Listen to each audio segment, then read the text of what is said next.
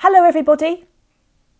I thought it would be helpful now that your journey over the past 4 weeks engaging with the CU Fitter Award in the Applied Delivery of Cancer Exercise course is nearly over, to record this short video for future reference to enable you to understand what the assessment requirements are that follow the course.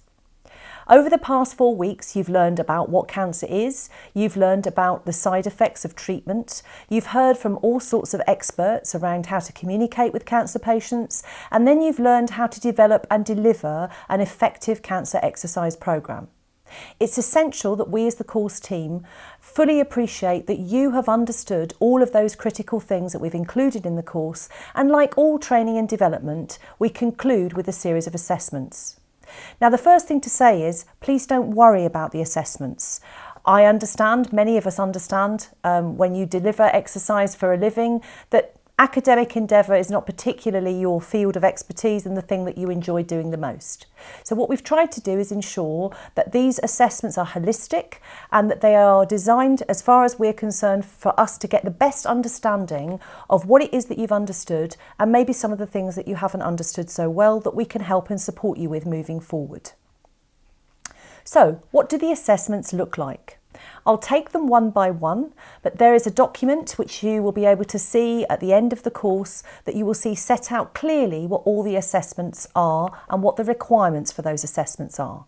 We're also going to be moving to set up one-on-one tutorials with you way before the deadline for assessment submission so that we can help you through the assessment process and make sure that you are confident and well prepared to deliver what it is that you need to do.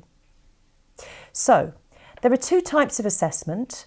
The first is what we call a formative assessment, and this is not marked or graded. So this is simply the assessment that we're going to ask you to send to us because the online nature of the course doesn't allow us to see that in real time. Under normal circumstances, we would witness you delivering one-on-one an exercise programme of your choice with some cancer patients. That's how it works in the face-to-face environment. Unfortunately, we can't replicate that effectively, although you have seen Dwayne deliver these classes. What we now need to do is get you to formatively assess yourself and take a video of you delivering some cancer exercise and return it to us.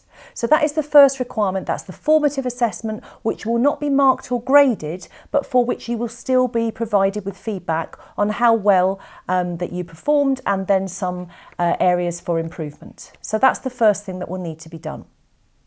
Okay, let's move on to the summative assessment. So these are the 3 assessments that conclude the course where you will be asked to deliver in each section something around what you've learned over the past 4 weeks so that we can see, as I say, how competently you are understanding what it is that you've learned.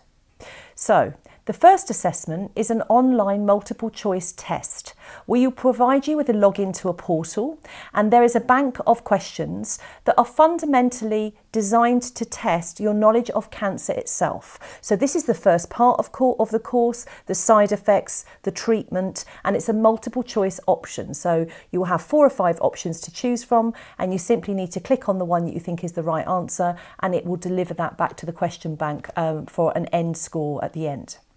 Now, how much revision do you need to do? We can discuss that when we meet online, and I'll be explaining and giving you some examples of the sorts of questions that you can find. Is there an opportunity for one of you to take the test first and then tell the others what the test questions are?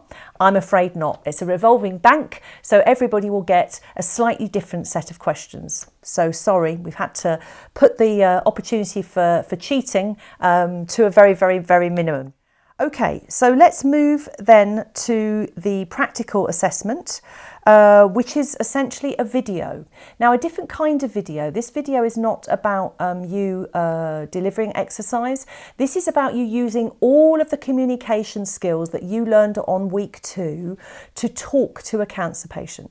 So the shape of that assessment is that you will be engaged in a one-on-one dialogue, and you will use the assessment protocol that we have given to you, that you witnessed Dwayne delivering, but the video is not designed to deliver a perfect assessment. It's all designed to assess the way that you communicate with a cancer patient during that assessment framework.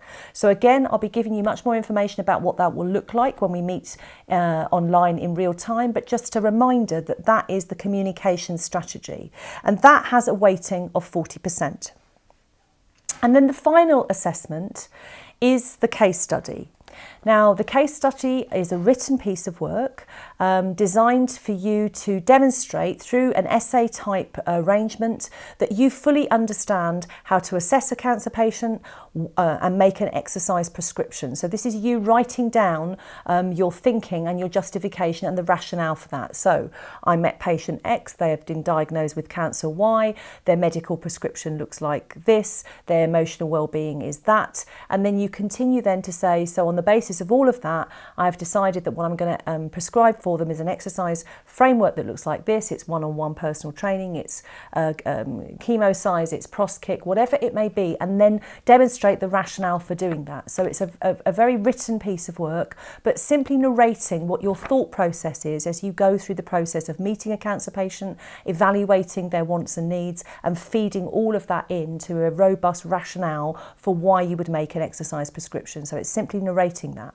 Again, we're going to be able to give you some examples. We'll provide you with an exemplar, so an anonymised previous submission that we believe is the exemplar submission that you can use to map your own work against, but don't need to replicate, obviously. And we'll be helping you, connecting you with somebody with cancer who you can base your case study on, or if you have somebody in your own life that you would like to base the case study on, then that is fine as well. So in summary then, 3 assessments, summative assessments, online multiple choice test, the video demonstrating that you can communicate well, demonstrating through the framework, which is making an assessment of a cancer patient that you can communicate well, and the third is a written case study based on a real life example, narrating your way through why you would prescribe the exercise that you are going to and what the justification and rationale is and what your expected outcomes is. And then the formative assessment is simply a video where you demonstrate a class, one of the suite of classes that we've provided to you with a group or a small group of patients, and you send that to us again so we can evaluate your abilities to be able to deliver the exercise at the right level for the right group environment, and that you can demonstrate that you can encourage and set goals and make sure that the group is engaged. So now I've described the 3 assessments, I'll just set out the fact that they're not all equally weighted. So the multiple choice exam is 20% of the overall mark. The case study is 40%, and the video of assessing a cancer patient is 40%. So it's 40, 40, 20. The requirements to pass the course are that you must achieve an aggregate pass mark of 50%. So that is the baseline aggregate pass mark, and that every assessment has to be passed. So you can't get 90% in one and 20% in another. They all have to be passed at the pass mark of 50%, and then there's an aggregate mark overall. So hopefully that's clear. So it's as simple as that. Please don't worry. We'll be here to help you every step of the way. And as I said, there'll be a one-on-one tutorial for each of you before you take the assessment so that you have nothing to worry about. Thank you very much for your attention. Please revert back to this video if you need any reassurance at any time. And we look forward to receiving your assessments at the end of the course.